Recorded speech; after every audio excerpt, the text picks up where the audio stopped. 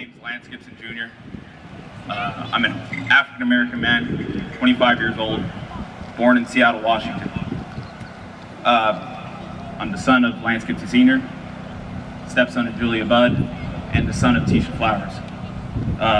Before I get started today, I'm going to kind of give you a glimpse of how I'm going to speak to you. So I'm not a professional speaker by any means, but I'm going to do my absolute best, so bear with me.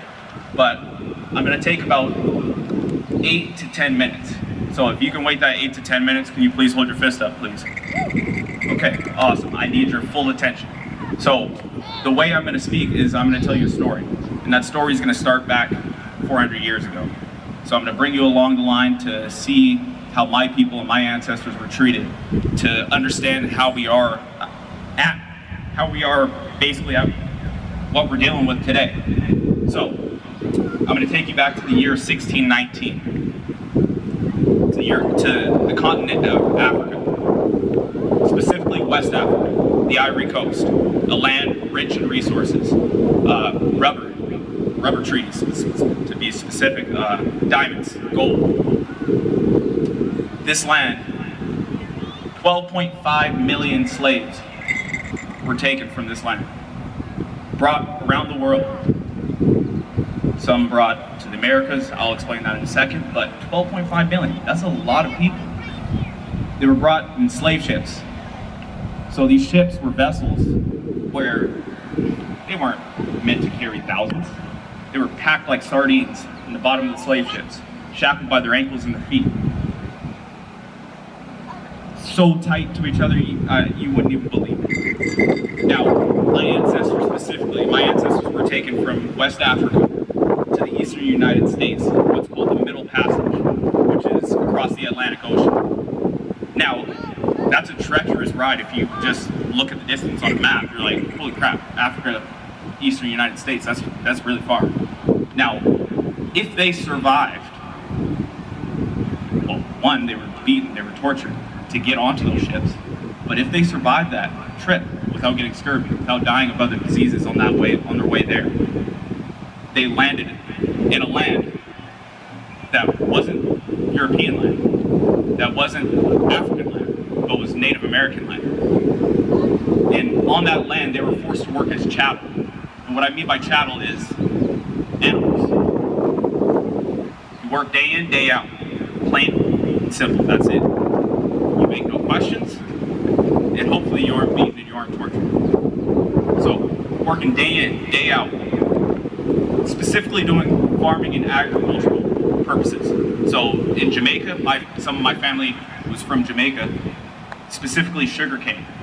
In the United States, it was cotton. That was the main source. And if you've ever seen a cotton plant, it's very tacky, sticky, sharp, much like blackberry bush, but imagine like needles everywhere on a blackberry bush. That's what picking cotton's like.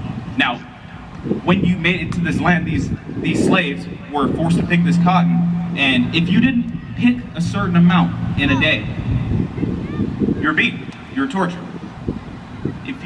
And it was by pounds. So imagine cotton, but it's got to be by pounds. If you didn't pick fast enough, you were beaten, you were tortured. And if you didn't do anything at all, you were put up on the block and you were whipped for days on end. You were only fed water just to keep you alive, just to keep you an inch from death. That's how we were treated. Now, there's a question. Would you fight back? Would you run? Absolutely. But the thing is, you run, there's what's called slave catchers out there. And they're the worst of the worst. They find you, depending if there's a bounty on your head, they'll bring you back to your plantation. And they'll say, okay, that's good and all. Oh, you like to run, huh? Let's chop your leg off. You won't run anymore, right? And that's a demonstration to the rest of the slaves there. It's a sick thought process, and that's why I want to explain it to you so you understand that there's so much wrong, and that's not okay. And none of this is told, and none of this is explained, and there's so much more, and I'm giving you the PG version of it, which is really sad. Now, my ancestors, during this time, they fought for one reason, and that one reason was for the hope that their next generation could be free.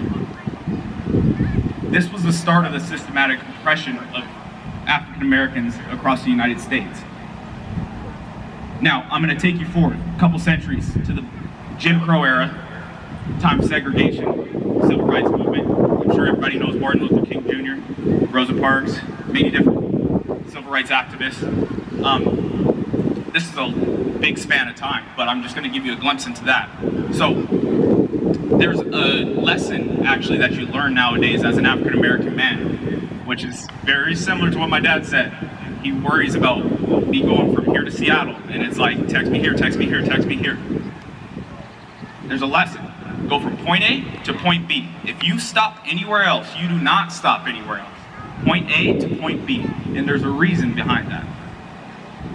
If you didn't go from point A to point B in the Jim Crow era, if you stopped in the wrong town, you were jumped, you were beaten, and then you were lynched, hung from a tree. Your family would find out that maybe hopefully find out what happened to you in a week. That's just how it was. So, we learned that lesson of going from point A to point B, and it's been passed through our genetics since then. Now, during this time, there were tons of peaceful protests, obviously. So it was mainly, that was the main structure of your protest, was all peaceful. But the only thing was these Jim Crow laws were completely against colored people, African Americans and colored people. So nothing you did was right. I couldn't walk on the same side of the street. If I were standing on the same stage as Julia right now, I'd be thrown in jail, I'd be beaten, I'd be anything you can imagine. It's crazy. But during that time, the peaceful protesters, they were beaten, they were jumped, they had dogs sicked on them, they were sprayed with fire hydrants. So a pressure washer hurts enough. Imagine a fire hydrant blowing you down the street.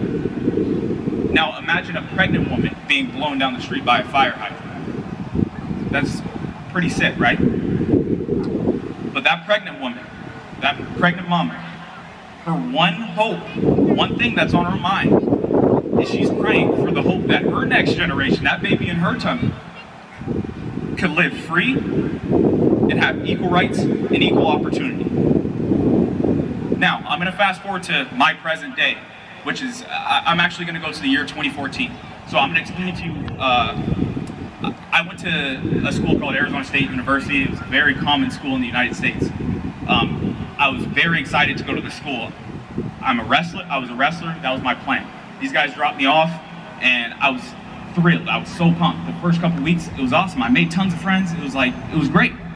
And then a month passed by, and I'm like, this is weird. I got this weird feeling in my stomach. This, like, I would say Arizona's desert. I had this cold desert feeling, like bone-chilling cold feeling. And it was deep, it was inside my heart. And I believe it was unsettling, it was uneasy, but I believe it was primal. It was that feeling that's passed down from my genetics, through my ancestors from the beginning of time, from 400 years ago, where they knew if they were in the wrong spot at the wrong time, something bad could happen. So I had that feeling during that time there, and I didn't understand why.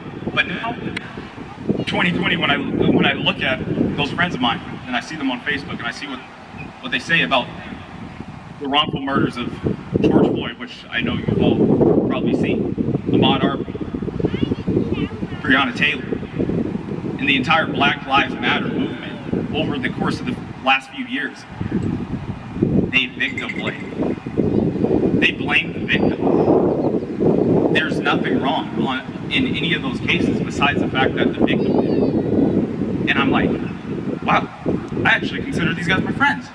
Like, I thought we were allies. I thought we were on the same team. How do we not have the same point of view? How do we not even just, like, take the color out of it? How do we not just think the same way? It's crazy. It doesn't make any sense. So, to that, Black lives do matter. And the fact that there's people that will victim blame and make it seem like the victim made that issue is wrong.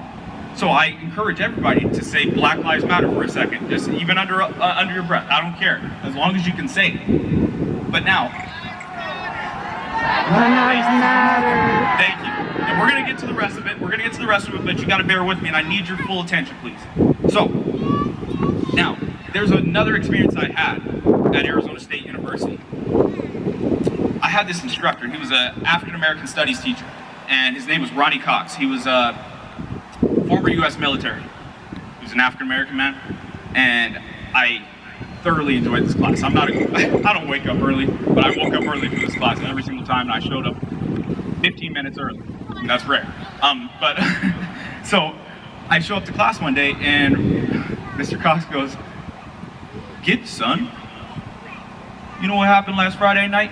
And he'd always talk out of the side of his mouth with a kind of a southern accent. And I was like, "No, sir. What happened?" He's like, "There was a rally through our school." I'm like, "Okay, get on with it. What kind of rally?" And he's like, "A Ku Klux Klan rally right through your school. How do you feel about that?" I'm like, "I feel like that's wrong. I don't feel like that's okay.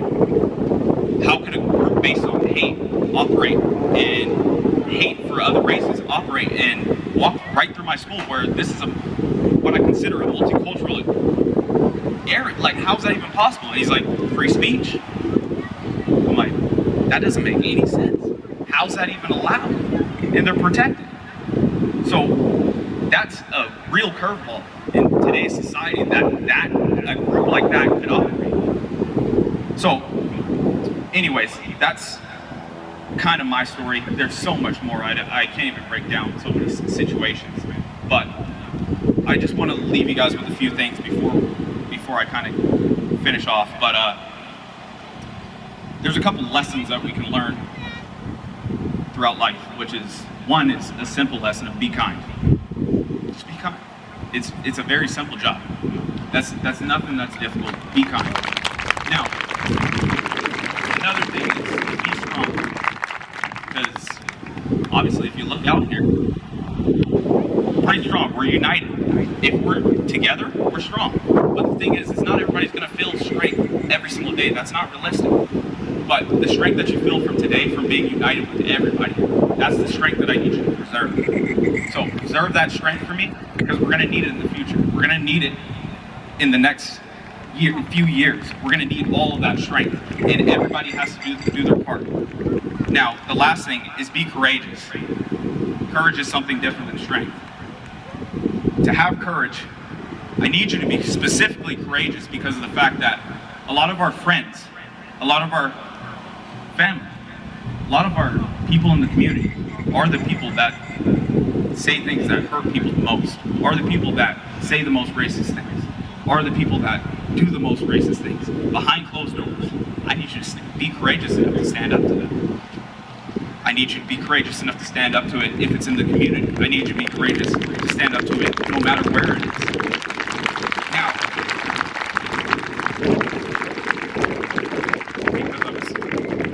anyways, I'll just get to it. But be courageous, because that feeling in your gut that tells you not to speak up, it's a real feeling. I feel it every single day, but you got to fight that feeling. And there's going to be that voice that says, "Don't stir the pot." And I encourage you all to grab a wooden spoon and stir that pot for me. And throw a little bit of cayenne pepper in it, because I like my food spicy.